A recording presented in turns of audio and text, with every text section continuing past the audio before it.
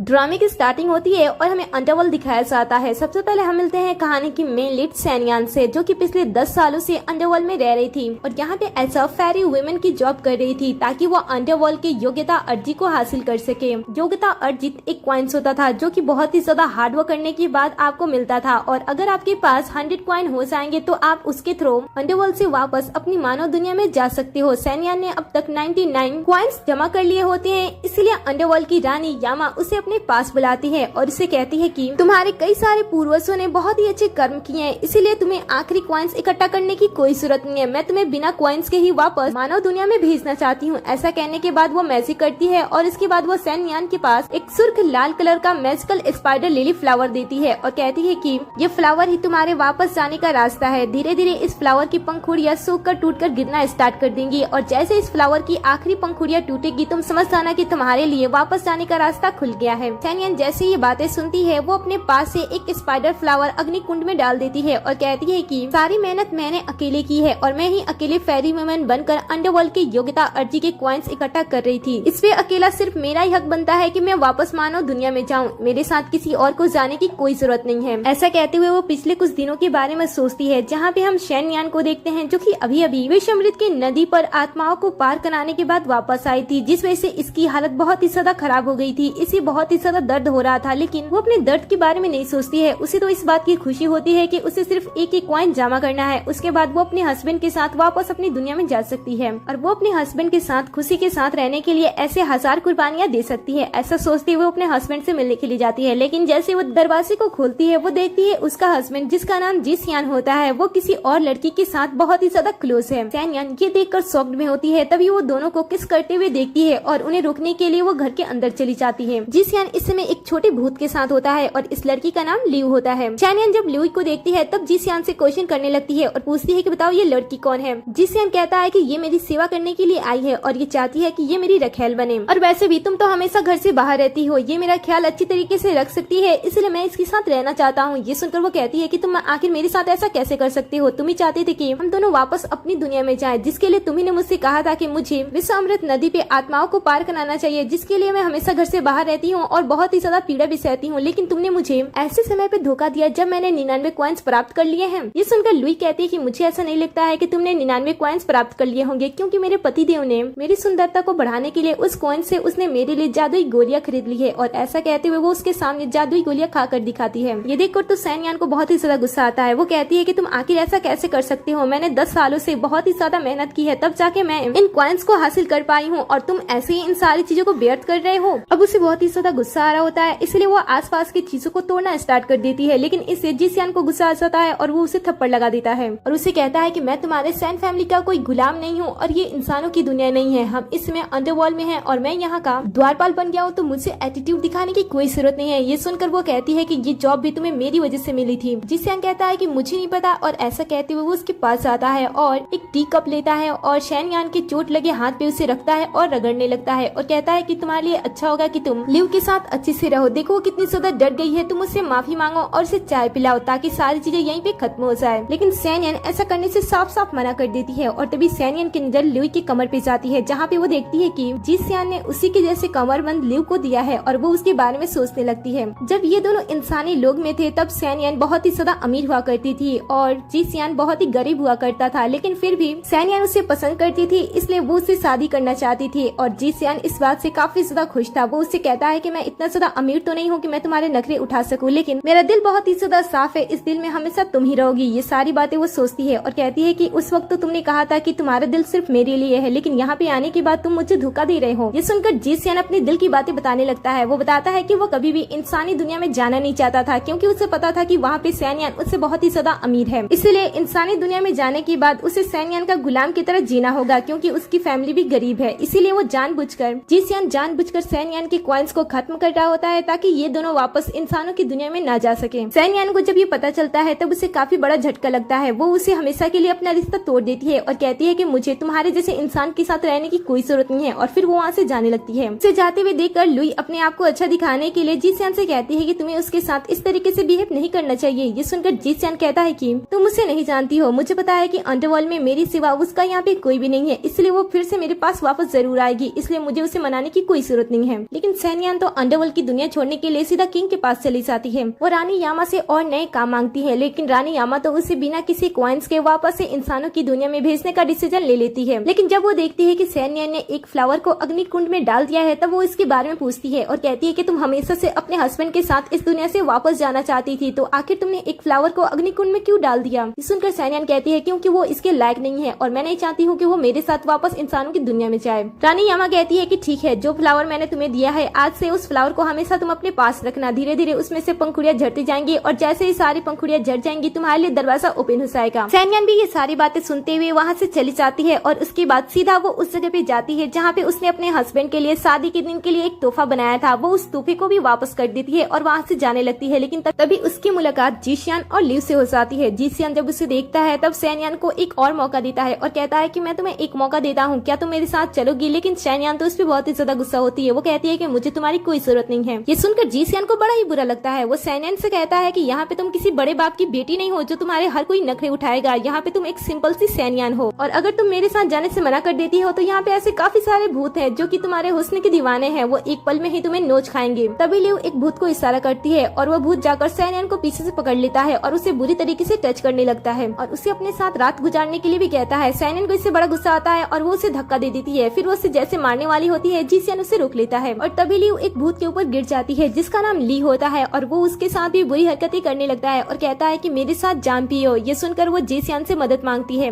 जीशियान सैनियन को झटक देता है और लिव के पास चला जाता है, लेकिन उसे पता नहीं चलता है कि उसने गलती से सैनियन को चोट पहुंचा दिया है। जीशियान और उसके आदमी भूत ली और उसके आदमियों के साथ लड़ाई करने लगते हैं, लेकिन उन्हें पता नहीं होता है कि लिव ने ली को गुस्से में वाइन बोतल से सर पे हमला कर दिया है, जिस वजह से उसकी हालत खराब हो गई है। इन लोगों को ली के बारे में पता नहीं होता है। भूत ली एक जज का बेटा होता है, इसलिए यहाँ पे कुछ ही देर के अंदर काफी सारे अंडरवर्ल्ड के गार्ड्स आने लगते हैं, जिसे देखकर सभी लोग यहाँ से भागने लगते हैं और जीशियान एक बार फिर से सैनियन को कुचलते हुए आगे बढ़ जाता है और तभी उसके हाथ से स्पाइडर लिली की एक पंखुड़ी गिर जाती है। जीशियान को फ्लावर थोड़ी सी दिखती है, इसलिए वो पीछे पलटकर उसे देखता है, लेकिन सही समय पे सैनियन उसे ढक देती है। फिर सभी लोग यहाँ से भाग जाते हैं और शॉप का ओनर सैनियन के पास आता है और उसे उठाता है और कहता है कि तुम्हारी हालत खराब है, क्या मैं तुम्हारे लिए डॉक्टर बुलाऊं? लेकिन सैनियन मना कर देती है और कहती है कि इस समय मैं इतने पीड़ा में हूँ कि कोई भी डॉक्टर मुझे ठीक नहीं कर सकता है, और ऐसा कहते हुए वहाँ से चली जाती है। जब वो घर पे पहुँचती है तब वो देखती है कि जीशियान लुई के पैरों की मालिश कर रहा है और उसके लिए काफी ज्यादा वॉरिड है। इसे देखकर उसे अपनी बातें याद आती हैं। हम देखते हैं कि जब सैनियन विषमृत की नदी से आत्माओं को पार कराने के बाद उन्हें मोक्ष देने के बाद वापस आती है, तब उसके पैर में काफी दर्द होता है, लेकिन जीशियान उसे खाना बनाने से साफ साफ मना कर देता है और कहता है कि अगर तुमने खाना नहीं बनाया तो मेरे साथ तुम भी भूखी रहोगी। लेकिन आज काफी चीजें बदल गई थी। सैनियन को ये देखकर बिल्कुल भी अच्छा नहीं लगता है। वो सोचती है कि उसने इतने अमीर घर में जन्म लिया था जहाँ पे उसे काम करने की कोई जरूरत नहीं थी, लेकिन सिर्फ जीशियान की वजह से उसने खाना भी बनाया। उसे बहुत ही बुरा लग रहा होता है कि जीशियान ने उसके साथ अच्छा नहीं किया, इसलिए वो वहाँ से जाने लगती है। लेकिन तभी लिव जीशियान की कान भरने लगती है और जीशियान सैन को रोकता है। जब वो उसे रोकता है तब वो देखता है कि उसके हाथ में चोट लगा हुआ है, इसलिए वो उसके साथ थोड़ी नरमी से पेश आता है और उसे कहता है कि देखो, गुस्सा करने की कोई जरूरत नहीं है, अभी भी तुम मेरी पहली पत्नी हो और इसलिए मैं तुमसे सबसे ज्यादा प्यार करता हूँ। अगर तुम चाहो तो मेरे साथ मेरी पहली बीवी बनकर रह सकती हो। हम तीनों साथ में हंसी खुशी रह सकते हैं, क्योंकि मैं 2 दिन के बाद लिव से शादी करने जा रहा हूँ और मैं चाहता हूँ कि मेरी शादी में तुम मेरे साथ रहो। ऐसा कहते हुए वो उसके क्लोज जा रहा होता है, लेकिन सैनियन को ये अच्छा नहीं लगता है और वो उसे अपने आप से दूर कर देती है और कहती है कि मुझे तुम्हारी हमदर्दी की कोई जरूरत नहीं है। इसके बाद सैनियन वहाँ से जाने लगती है और अपने फ्लावर को देखते हुए कहती है कि मुझे अब तुम्हें 7 दिन तक नहीं झेलना होगा, बस 2 दिन, उसके बाद मैं तुम्हें हमेशा के लिए छोड़ दूंगी और तुमसे बहुत ही दूर चली जाऊंगी। अगले सीन में हम देखते हैं कि वो बैठी होती है, तभी जीशियान उसके पास आता है और कहता है कि आखिर तुम इतना गुस्सा क्यों कर रही हो। ये सुनकर वो उसे कहती है कि तुम्हें मेरे बारे में जानने की या फिर मुझसे पूछने की कोई जरूरत नहीं है। वैसे मैं तुम्हें बता दूं कि मैंने फेरी वुमेन की जॉब छोड़ दी है। ये सुनकर तो जीशियान को बड़ा ही गुस्सा आता है। वो सैनियन पे गुस्सा करता है और कहता है कि तुम्हें पता है ना कि मैं बस एक द्वारपाल हूँ और मेरे पैसों से हम तीनों का खर्च नहीं चल सकता है, इसलिए तुम्हें फेरी वुमेन का काम करना ही होगा। लेकिन सैनियन उसे साफ साफ मना कर देती है और तभी यहाँ पे लिव एक गार्ड को लेकर आती है। ये गार्ड यहाँ पे आता है और कहता है कि कल रात किसने भूत ली पे हमला किया था। आप लोगों को पता है कि भूत ली जज का बेटा है, इसीलिए जिसने उसे चोट पहुंचाया था उस इंसान को बर्फ के नर्क की सजा दी जाएगी और उसके बाद वो आफ्टर लाइफ में कभी भी नहीं जा सकता है। ये सुनकर तो लिव फटाक से सैनियन का नाम दे देती है। सैनियन समझाने की कोशिश करती है और कहती है कि मैंने ऐसा नहीं किया, इनफैक्ट तुमने उस पे हमला किया था। लेकिन लिव तो अपने आप को बहुत ही ज्यादा कमजोर और नाजुक बताती है और इस बात में उसका साथ जीशियान भी देता है, क्योंकि जीशियान इस समय सैनियन पे बहुत ही ज्यादा गुस्सा था। सैनियन गार्ड से बहुत ही ज्यादा रिक्वेस्ट करती है कि वो इनोसेंट है, लेकिन गार्ड ने पहले ही लिव से पैसे ले लिए थे, इसीलिए वो किसी की बातें नहीं सुनता है और यहाँ पे तो द्वारपाल भी उसके अगेंस्ट था, इसीलिए वो उसे ले जाने की बात कह देता है। सैनियन को पता था कि अगर वो बर्फ के नर्क में जाकर कुछ दिन ही रह लेती है तो वो वापस से कभी भी आफ्टर आफ्टर लाइफ में नहीं जा सकती है, उसका कभी भी पुनर्जन्म नहीं हो सकता है और वो इंसानों की दुनिया में कभी भी नहीं जा सकती है। इसीलिए वो लास्ट टाइम जी सियान के सामने अच्छी बनती है और कहती है कि तुमने वादा किया था कि तुम हर टाइम मेरा ख्याल रखोगे और मेरी हिफाजत करोगे। आज तुम्हारे साथ क्या हुआ? क्या तुम आज मेरा ख्याल नहीं रखोगे? जैसे वो सैनियन के लिए कोई डिसीजन लेने वाला होता है, लिव उसे अपनी तरफ खींच लेती है और कहती है कि हमारी कुछ ही दिन के बाद शादी होने वाली है, इसलिए तुम्हें इन सारी चीजों के अंदर नहीं फंसना चाहिए। जी सियान भी कुछ नहीं कहता है, इसलिए सैनियन गुस्सा होकर उसे थप्पड़ लगा देती है। अब गार्ड को भी गुस्सा आता है, इसलिए वो सैनियन को पनिश करते हुए अपने साथ लेकर चला जाता है और बर्फ के नर्क में उसे छोड़ देता है। जब वो अकेली होती है तब उसे सैनियन की बहुत ही ज्यादा याद आ रही होती है। वो उस पलों के बारे में सोचती है जिस पल वो जी सियान के साथ खुशी के साथ थी। वो उस पल को भी याद करती है जब उसने उसे शादी के लिए प्रपोज किया था। उसने कड़कती ठंडी में पूरे तालाब को प्यारे कमल से भर दिया था। ये देखकर तो सैनियन उसे पूछती है कि इतने ठंडी में तुमने इतने प्यारे कमल के फूल आखिर तुमने कैसे खिलाए? ये सुनकर वो उसे कहता है कि सिर्फ तुम्हारे लिए मैंने इस नदी के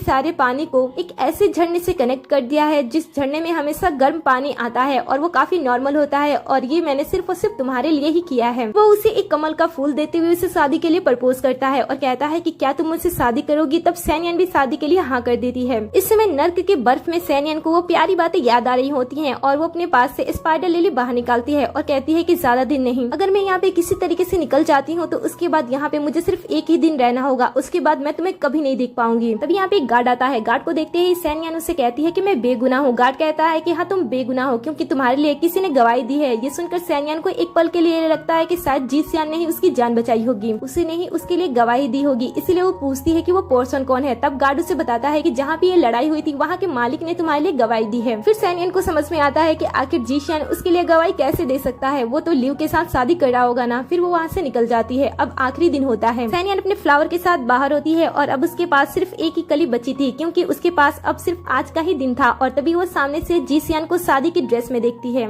जी सियान भी जैसे ही सैनियन को देखता है वो भागते हुए उसके पास आ जाता है और सैनियन अपने फ्लावर को पीछे छुपा लेती है। जी सियान उसे कहता है कि मैं तुमसे बहुत ही ज्यादा प्यार करता था और मैं चाहता था कि तुम मेरी पहली पत्नी बनो, लेकिन कुछ प्रॉब्लम्स होने के कारण तुम मेरी पहली बीवी नहीं बन पाई। क्या मैं लिव को पहली बीवी नहीं बनने दूं? वो मुझसे बहुत ही ज्यादा प्यार करती है, उसके लिए मैं सब कुछ हूँ। मुझे पता है कि तुम मेरी सिचुएशन को समझोगी। ये सुनकर सैनियन कहती है कि अगर वो चाहती है कि वो तुम्हारी पत्नी बने तो अच्छी बात है। जी सियान को तो ऐसा लग रहा होता है कि सैनियन उसकी दूसरी वाइफ बनने के लिए रेडी हो रही है, लेकिन असल में तो सैनियन इस दुनिया को छोड़ने की तैयारी कर रही थी। और तभी उसके पास जो स्पाइडर लिली की आखिरी कली होती है वो नीचे गिर जाती है। ये देखकर जी सियान जैसे उसे देखने के लिए नीचे झुकने वाला होता है, लिव उसे आवाज लगा देती है और वो भागते हुए लिव के पास चला जाता है। फिर वो शादी में शामिल होते हुए धीरे धीरे आगे बढ़ने लगता है। सैनियन सबको जाते हुए देखती है और फिर वो आगे बढ़ती है। आगे बढ़ते हुए उसे अंडरवर्ल्ड की रानी यामा मिलती है और उसे कहती है कि अब तुम्हारे इंतजार का समय खत्म हो गया। ये सुनकर सैनियन भी कहते हैं कि मुझे भी वापस घर जाना है और इसके बाद ये दोनों आगे निकल जाते हैं। तो जी सियान जब अपनी शादी के लिए जा रहा होता है तब वो देखता है कि काफी सारे नए अधिकारी आए हुए हैं और वो जा रहे हैं, जिसे देखकर कुछ समय के लिए तो उसे पता नहीं चलता है कि आखिर क्या हो रहा है, लेकिन उसे थोड़ी देर के अंदर पता चल जाता है कि कोई पुनर्जन्म लेने वाला है। लेकिन उसे ये अंदाजा नहीं होता है कि वो कोई पर्सन कोई और नहीं है बल्कि वो सैनियन है। दूसरी तरफ सैनियन पुनर्जन्म लेने के लिए पुनर्जन्म के द्वार तक पहुंच जाती है, जहाँ पे जाने के बाद रानी यामा उसे सारी बातें बताती है कि उसे पुनर्जन्म कैसे मिलेगा। सभी बातें सुनने के बाद वो धीरे धीरे पुनर्जन्म के दरवाजे की तरफ बढ़ने लगती है और ये दोनों अपनी शादी की कस्में ले रहे होते हैं। सभी लोग इनकी शादी से काफी खुश होते हैं, लेकिन तभी यहाँ पे रानी यामा का मैसेज आता है। रानी यामा बताती है कि आज पुनर्जन्म के द्वार ओपन किए गए हैं। ये सुनकर सभी लोग आपस में बात करने लगते हैं और कहते हैं कि हमने भी सुना था कि आज किसी के लिए पुनर्जन्म का द्वार ओपन होने वाला है। ये सुनकर तो जी सियान कहता है कि ये तो हमेशा ही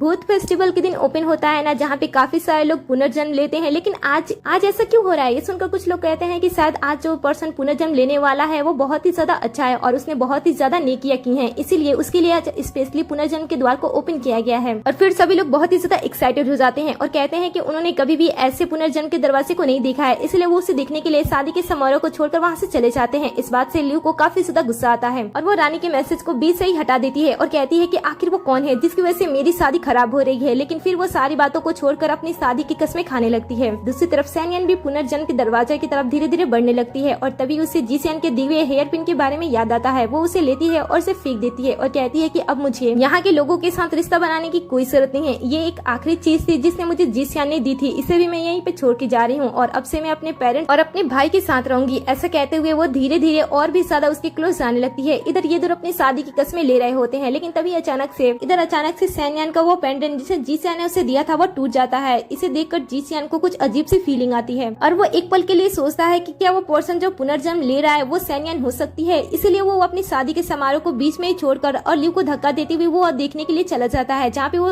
शैनयान को पुनर्जन्म लेते हुए देखता है। वो जब उसे देखता है तब उसे रोकने की कोशिश करता है और उसे कहता है कि वो उसे अकेले छोड़कर यहाँ से नहीं जा सकती है, लेकिन वो उसे कहती है कि मैंने तुम्हें अकेला नहीं छोड़ा, तुमने मुझे अकेला छोड़ा है, इसीलिए अब से तुम यहाँ पे अकेले रहो। और तब यहाँ पे लिव भी आ जाती है और जीसियान से कहती है कि हमारी शादी पूरी नहीं हुई है, चलो हम अपनी शादी पूरी करें। ये सुनकर तो शैनयान उसकी तरफ मुस्कुराती है और वहाँ से सीधा पुनर्जन्म के रास्ते में प्रवेश कर लेती है। जीसियान उसे रोकने की कोशिश करता है, लेकिन वो उस दरवाजे के आर पार नहीं जा पाता है। उसे बहुत ही ज्यादा बुरा लग रहा होता है और तभी वो जमीन पे देखता है। इधर लुई को उसका हेयर पिन मिलता है तो उसे वो फ्लावर की कलियां मिलती हैं, जिसे देखने के बाद वो सोचता है कि शैनयान ने उसे एक बार नहीं, दो बार नहीं, बल्कि कई बार मौके दिए हैं ये बताने के लिए वो पुनर्जन्म ले रही है। लेकिन वही लिव के प्यार में इतना ज्यादा पागल हो गया था कि उसने शैनयान पे कभी ध्यान ही नहीं दिया। और तभी वो लिव को वो हेयर पिन लगाते हुए देखता है। इस बात से उसे काफी ज्यादा गुस्सा आता है और वो उसे छीन लेता है, जिस वजह से लिव का चेहरा भी खराब हो जाता है। लेकिन लिव इस पे गुस्सा नहीं करती है, वो उसे समझाती है और कहती है कि वो चली गई तो क्या हुआ, मैं तुम्हारे साथ हूँ, हम दोनों शादी करके यहाँ पे हंसी खुशी रह सकते हैं। लेकिन जीसियान को वापस अपनी दुनिया में जाना था, इसलिए लिव उसे कहती है कि तुम्हें चिंता करने की कोई जरूरत नहीं है, वो अकेली चली गई तो क्या हुआ, मैं तुम्हारे साथ तुम्हारी दुनिया में जाऊंगी और हम दोनों साथ में अपनी दुनिया में जाएंगे। ऐसा कहते हुए वो उसे अपने बातों में फंसाती है और वापस उसके साथ घर चली जाती है। घर आने के बाद भी जीसियान शैनयान के बारे में सोच रहा होता है। ये देखकर लिव उसे फिर से अपने बातों में फंसाती है और कहती है कि आज हमारा फर्स्ट नाइट है, हमें इसे इस तरीके से बर्बाद नहीं करना चाहिए। और ऐसा कहते हुए वो उसे धीरे धीरे उसके क्लोज जाने लगती है। जैसे भी जीसियान उसके क्लोज आता है, अचानक से वो देखता है कि लिव एक खूबसूरत महिला से अचानक से एक बूढ़ी और भद्दी महिला में बदल गया है। ये देखकर वो बुरी तरीके से डर जाता है। लिव भी अब जब अपने आप को आईने में देखती है तो फटाक से मैसेज करती है और जीसियान से कहती है कि तुम्हें पता है ना कि मैं एक भूत हूँ, मुझे अपने चेहरे को मेंटेन करने के लिए वो खास कॉइन की जरूरत है, जिसका यूज करके मैं मैजिकल गोली खरीद सकती हूँ और अपने चेहरे को और भी ज्यादा सुंदर बना सकती हूँ। लेकिन जीसियान उसे और भी ज्यादा कॉइन्स देने से मना कर देता है और बॉक्स को लेकर वहाँ से भागने की कोशिश करता है और कहता है कि अब मुझे तुम्हारे साथ नहीं रहना है, मैं शैनयान के पास जाकर रहूंगा। ये सुनकर वो उसे रोकती है और कहती है कि आखिर तुम उसके पास जाकर क्या करोगे, उसने तो पहले ही तुम्हें डाइवोर्स दे दिया है। ऐसे कहने के बाद वो उसे डाइवोर्स लेटर दिखाती है।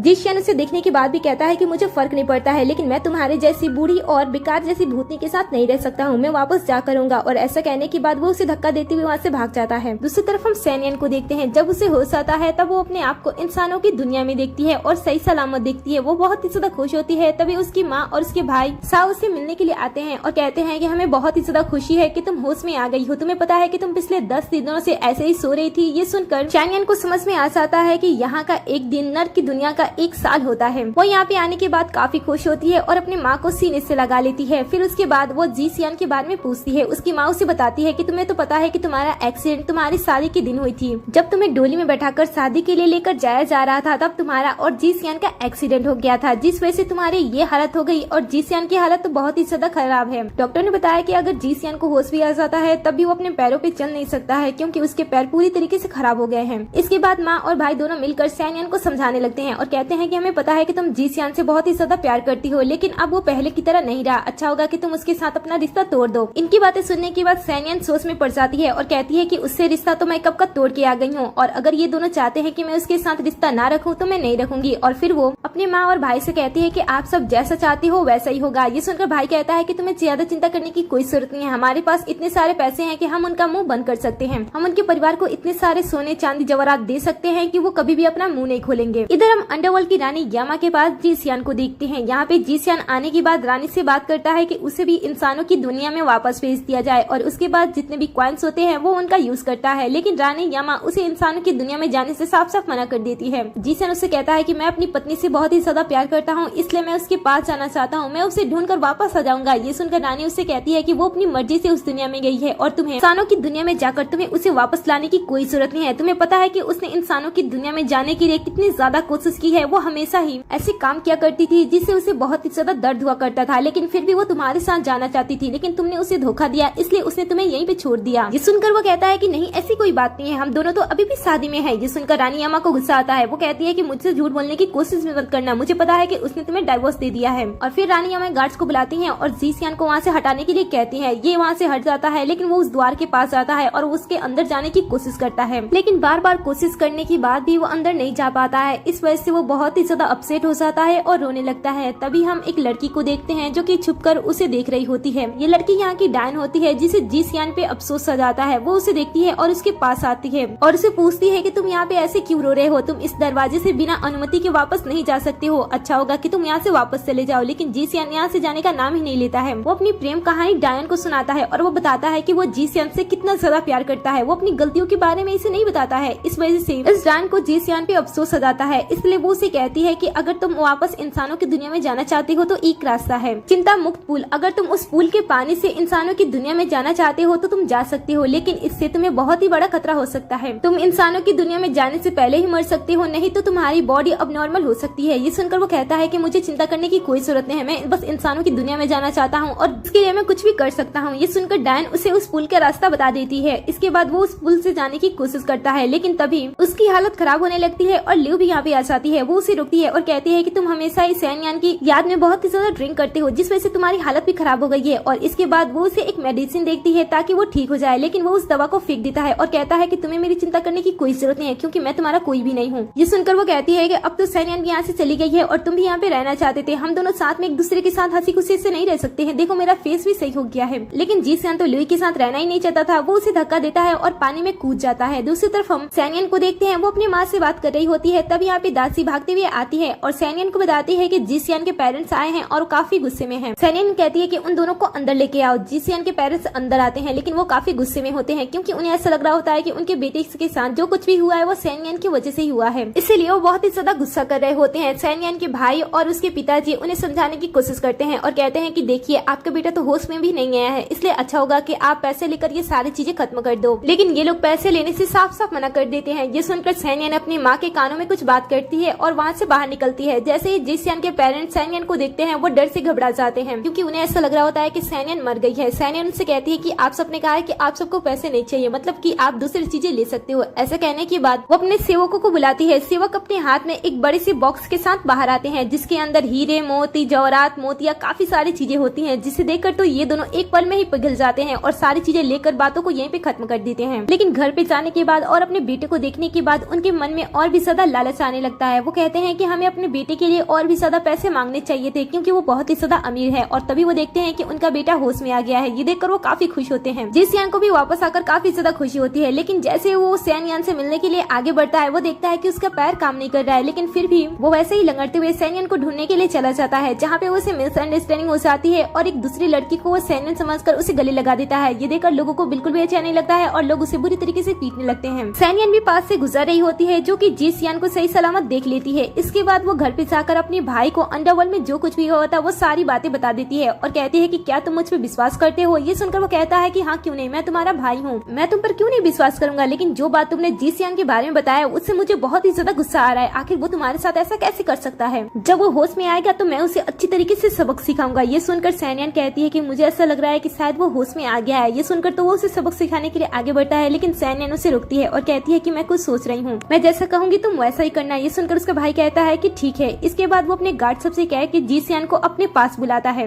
जी सियान यहाँ पे आने के बाद सैनयान को एक बार देखने की चाह रखता है, लेकिन उसका भाई उसे साफ साफ देखने से मना कर देता है और कहता है कि तुम दोनों की शादी टूट गई है, इसलिए तुम्हें उसे देखने का कोई भी हक नहीं बनता है। ये सुनकर जी सियान कहता है कि मैंने तो शादी रद्द नहीं की है, तो आखिर शादी कैसे रद्द हो सकती है। ये सुनकर वो कहता है कि तुम्हारे पेरेंट्स ने शादी को रद्द करने के लिए बहुत सारे ज्वेलरी और खजाने हमसे लिए हैं, तो तुम्हें ऐसा करने की कोई जरूरत नहीं है। और वैसे भी तो तुम अपनी आधी बॉडी से अपंग हो, तो आखिर तुम मेरे बहन का ख्याल कैसे रख सकते हो जो कि तुम्हें उससे शादी करनी है। ये सुनकर वो कहता है कि मैं उसका ख्याल रख सकता हूँ, तो मुझे बस उसे एक बार देखने का मौका तो दो। लेकिन ये सुनकर उसका भाई बहुत ही ज्यादा गुस्सा करता है और कहता है कि तुम्हारे बारे में सारी बातें जानने के बाद और तुमने जो कुछ भी मेरी बहन के साथ जो कुछ भी किया है, चाहे यहाँ या फिर कहीं और, उसकी वजह से मैं तो तुम्हें उसे कभी भी मिलने नहीं दूंगा। ये सुनकर वो बहुत ही ज्यादा रिक्वेस्ट कर रहा होता है। तब वो कहता है कि ठीक है, अगर तुम मेरी सजा को झेल लेते हो तो मैं तुम्हें अपनी बहन से मिलने का एक मौका दूंगा। ये सुनकर जी सियान कहता है कि ठीक है। इसके बाद उसका भाई कोड़े मंगाता है और जी सियान पे उसे जितना गुस्सा आया होता है वो उसे मार मार कर निकाल देता है। इसके बाद जी सियान उसे अपनी बहन से मिलने के लिए कहता है, तब वो मना कर देता है और कहता है कि तुम्हारी औकात नहीं है मेरी बहन से मिलने के लिए, और फिर वो गार्ड के थ्रू उसे बाहर फेंकवा देता है। अब घर के दरवाजे पे जी सियान काफी देर तक रहता है और वो सैनयान का इंतजार कर रहा होता है कि कब वो उसे देख पाए, लेकिन काफी समय होने के बाद भी सैनयान नहीं आती है और जो गार्ड होता है वो उसे धमकाने लगता है और कहता है कि अगर तुम यहाँ से नहीं गए ना तो मैं तुम्हें बहुत ही बुरी तरीके से मारूंगा। और तभी यहाँ पे सैनयान भी आ जाती है। सैनयान को देखकर वो उसके पैरों को पकड़ लेता है और कहता है कि मुझे माफ कर दो।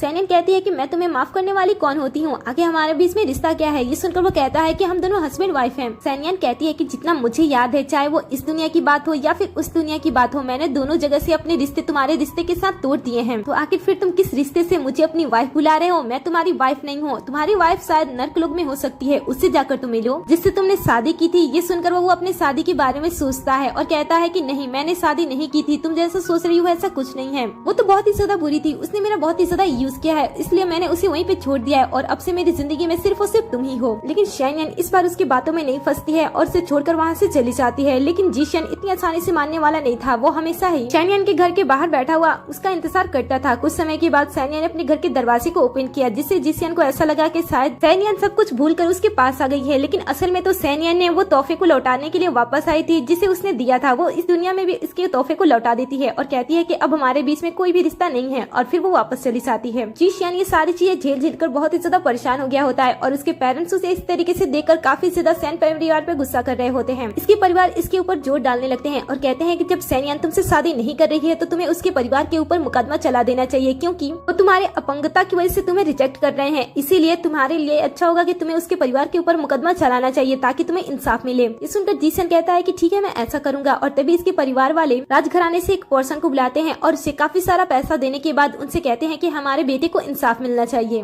पर्सन भी पैसा लेकर मान जाता है और कहता है कि मैं आपकी तरफ से पूरा झूठ बोलूंगा। दूसरी तरफ हम शैनियन को देखते हैं जो कि अपने भाई के साथ होती है। भाई सबसे ज्यादा अपनी बहन से प्यार करता था, इसलिए वो चाहता था कि वो किसी के साथ शादी कर ले। और उसका एक फ्रेंड भी था जो हमेशा से उसकी बहन को पसंद करता था और उसे लव लेटर भी लिखता था। इसीलिए उसने आज पहली बार अपनी बहन को अपने फ्रेंड का लिखा हुआ लव लेटर अपनी बहन को देता है, ताकि वो चाहता था कि उसकी बहन अपनी लाइफ में आगे बढ़ जाए। ये दोनों खुश हो रहे होते हैं। तभी यहाँ पे भागते हुए एक दासी आती है और बताती है कि आपके सैन परिवार के ऊपर और मिस सैन के ऊपर राजधानी से मुकदमा दर्ज किया गया है, और वो भी जीशियन के परिवार से। वो सभी मिलकर आपके परिवार के ऊपर मुकदमा चलाना चाहते हैं, क्योंकि मिस सैनियन ने जीशियन से शादी करने से मना कर दिया है क्योंकि वो अपंग हो गया है। और ये भी बताया गया है कि आप लोगों ने जानबूझकर उन्हें जान से मारने की कोशिश की है। ये सुनकर तो सैनियन थोड़ी सी घबराने लगती है और अपने भाई से कहती है कि मैं उस इंसान से कभी शादी नहीं करना चाहूंगी। अगर कुछ भी होता है और किसी भी रीजन की वजह से मुझे उससे शादी करनी पड़ती है तो उससे पहले मैं अपनी जान ले लूंगी। ये सुनकर भाई कहता है कि तुम्हें उतनी दूर तक सोचने की कोई जरूरत नहीं है, क्योंकि अब तुम्हारे साथ तुम्हारा भाई खड़ा है और तुम्हारी प्रॉब्लम से तुम्हें किस तरीके से बाहर निकलना है मुझे अच्छी तरीके से पता है, इसलिए तुम टेंशन बिल्कुल ही मत लो। सैनियन इस समय बहुत ही अजीब सिचुएशन में होती है, लेकिन तभी उसे एक ख्याल आता है और वो अपने भाई से कहती है कि मैंने सुना है कि जीशियन हमेशा ही वैश्या की जगह के पास जाया करता था, शायद वहाँ से हमें कुछ सबूत मिल जाए, क्योंकि मैंने कभी भी इस बात पे पहले ध्यान नहीं दिया था। ये सुनकर उसका भाई कहता है कि ठीक है, और दोनों सबूत इकट्ठा करने के लिए और अपने आप को बेगुनाह साबित करने के लिए वैश्या के घर के पास जाने लगते हैं। जहाँ पे जाने के बाद वो पर्सन से जीशियन के बारे में पूछते हैं और उसे कहते हैं कि हम तुम्हें बहुत सारे पैसे, सोने, जवाहरात भी देंगे। ये सुनकर वो कहता है कि मैं पैसे लेना चाहता हूँ, लेकिन जीशियन के बारे में मुझे जितना पता था मैंने बता दिया और इसके अलावा मुझे कुछ भी नहीं पता है। अब तक इनके हाथ में कुछ भी नहीं लगा होता है और ये वहाँ से जाने वाले होते हैं। लेकिन तभी अचानक से सैनियन की नजर एक लड़की पे जाती है और वो उसे पकड़ लेती है। पता चलता है कि ये लड़की कोई और नहीं बल्कि क्यू होती है। सैनियन जब उसे देखती है तब उसे पूछती है कि क्या तुम मुझे पहचानती हो, लेकिन ये उसे झूठ बोलती है और कहती है कि मैं आपको नहीं पहचानती हूँ। लेकिन तभी सैनियन की नजर ल्यू की जेड पेंडेंट पे जाती है, जिसे देखकर वो पहचान जाती है और उसे समझ में आ जाता है कि ये उससे झूठ बोल रही है। ये देखकर सैनियन सीधा उससे सीधी बात करती है और कहती है कि मुझे पता है कि तुम मुझसे झूठ बोल रही हो, लेकिन मैं तुम्हें ये बता दूं कि यहाँ पे मेरा रुतबा अलग है और मैं तुम्हें बड़े ही आसानी से फंसा सकती हूँ, इसलिए सारी बातें मुझे जल्द से जल्द बताओ। ये सुनकर तो ल्यू बहुत ही ज्यादा डर जाती है और उसके कदमों में गिर जाती है और कहती है कि मुझे माफ कर दीजिए, मैंने आपके साथ बहुत ही ज्यादा गलत किया था, मैं सारी बातें बताती हूँ। जीशियन यहाँ पे हमेशा आया करते थे और जब उन्होंने मुझे देखा उन्हें मैं पसंद आ गई और उन्होंने मुझसे कहा था कि अगर मैं उनकी अच्छी तरीके से सेवा करती हूँ तो वो मुझे यहाँ से आजाद कर देंगे, इसीलिए मैं उनके साथ रहती थी। उन्होंने मुझे यहाँ से आजाद करने का वादा किया था और इसीलिए मैं उनकी हर एक बात मानती थी। ये सुनकर वो कहती है कि ठीक है, तुमने मुझे वहाँ पे बहुत सारे दुख दिए थे, इसीलिए उसका भरपाया तुम्हें यहाँ पे करना होगा। राजधानी में मेरे ऊपर मुकदमा दर्ज हुआ है और उसके लिए तुम्हें गवाही देनी होगी। अगर तुम गवाही के लिए नहीं आती हो तो तुम्हारे साथ क्या होगा ये मैं भी नहीं जानती हूँ। इसके बाद उसका भाई भी उससे डराता है, तब वो काफी ज्यादा डर जाती है और कहती है कि मैं जरूर आऊंगी। तभी यहाँ पे भागते हुए एक पर्सन आता है और सैनियन और उसके भाई को बताता है कि राजधानी से मैसेज आया है कि आप लोगों को वहाँ पे जाना होगा। ये सुनकर वो तुरंत वहाँ से निकल जाते हैं। कुछ समय के बाद हम राजधानी का सीन देखते हैं। यहाँ पे राजा होते हैं सारी चीजें क्लियर करने के लिए।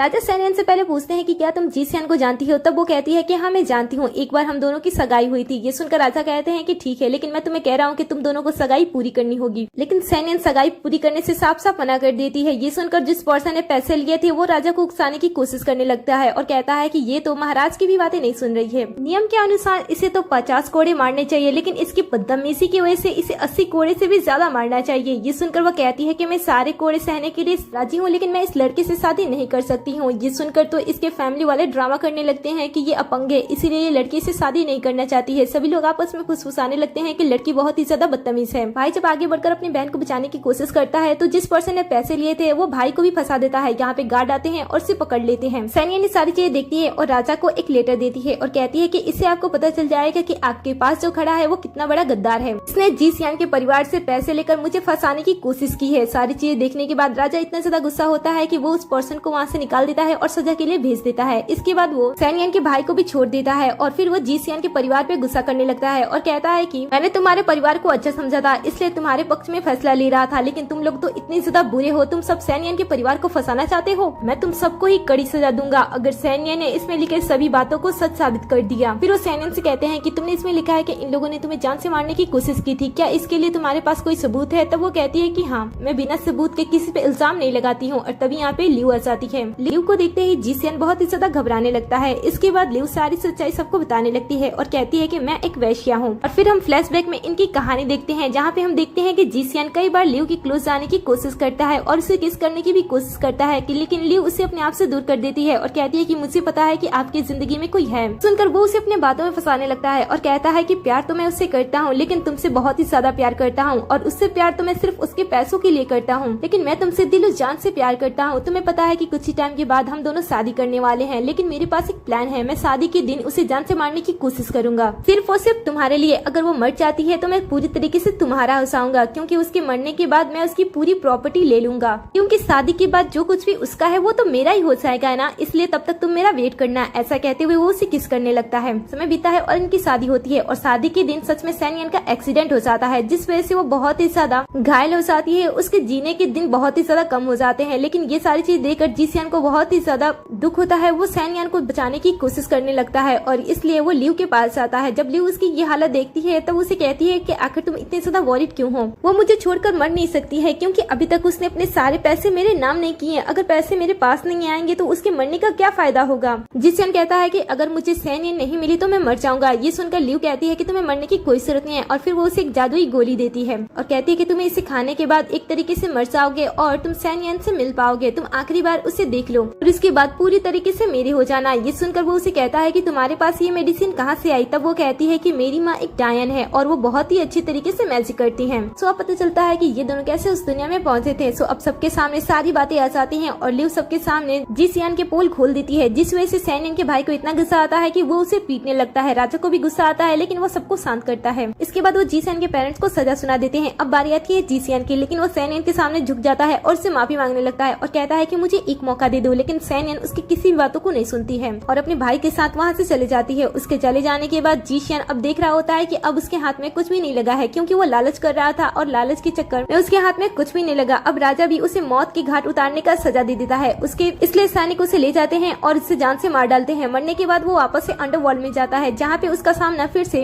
रानी यामा से होती है। रानी यामा तो पहले इस पे बहुत ही ज्यादा गुस्सा थी, क्योंकि इसने अंडरवर्ल्ड के रूल एंड रेगुलेशन को तोड़े थे। फिर वो अंडरवर्ल्ड में जाता है, जहाँ उसका सामना फिर से लियू से हो जाता है। लियू को देखकर वो घबराने लगता है और पूछता है कि तुम कौन हो? तब वो बताती है कि मैं लियू नहीं हूँ, जो कि रियल वर्ल्ड में थी। मैं उसकी जहरीली आत्मा हूँ, जो कि हमेशा उसके दिल में रहा करती थी। जैसा वो सोचती थी, चाहती थी और पाने की कोशिश करती थी, वो मैं हूँ, और मैं तुम्हें यहाँ पे पाऊंगी और साथ में तुम्हें सजा भी दूंगी। इस तरफ हम सैनियन को देखते हैं, जो कि सभी परेशानियों को खत्म करने के बाद अपनी जिंदगी आराम से जी रही होती है और अब उसने अपने भाई के फ्रेंड से शादी भी कर लिया होता है, जिसके साथ उसे वो सारी खुशियाँ मिल रही होती है जिसकी वो हकदार होती है, क्योंकि ये लड़का उससे बहुत ही ज्यादा प्यार भी करता था और इसकी रिस्पेक्ट भी करता था और सभी लोग साथ में अपनी लाइफ अच्छी तरीके से बिता रहे होते हैं। दिन कट होता है और अगले सीन में अचानक से हम सैनियन को वापस से अंडरवर्ल्ड में देखते हैं। यहाँ पे आने के बाद वो घबराने लगती है और कहती है कि मैं अचानक से यहाँ पे कैसे आ गई हूँ, मैं तो मरी भी नहीं। तभी वो अपने सामने रानी यामा को देखती है। रानी यामा उसे समझाती है और कहती है कि तुम मरी नहीं हो, बल्कि लास्ट टाइम हमने अच्छी तरीके से अलविदा नहीं किया था ना, इसलिए मैंने अपनी दुनिया में बुलाया है और ये सिर्फ और सिर्फ तुम्हारा एक सपना है, इसलिए तुम्हें इतनी ज्यादा घबराने की और डरने की कोई जरूरत नहीं है। मैं तुम्हें आशीर्वाद देना चाहती हूँ, क्योंकि मुझे पता चला है कि तुम प्रेग्नेंट हो। मैं चाहती हूँ कि तुम अपना ये जीवन बहुत ही अच्छी तरीके से जियो और अपने लाइफ पार्टनर के साथ एक सुकून भरी जिंदगी के आनंद लो, क्योंकि तुमने बहुत ही ज्यादा दुख सहे हैं बिना अपनी गलती के। इसके बाद सैनियन जी सियांग के बारे में पूछती है, तब रानी यामा बताती है कि जैसा उसने किया है वैसा वो भर रहा है। अब आगे हम सैनियन को देखते हैं, जो कि अपनी नींद से जाग जाती है। इसमें वो प्रेग्नेंट भी होती है और इसी स्वीट सी सीन पे इस ड्रामे का दी एंड हो जाता है। वेल, आपको ये ड्रामा कैसा लगा मुझे कमेंट में जरूर बताना।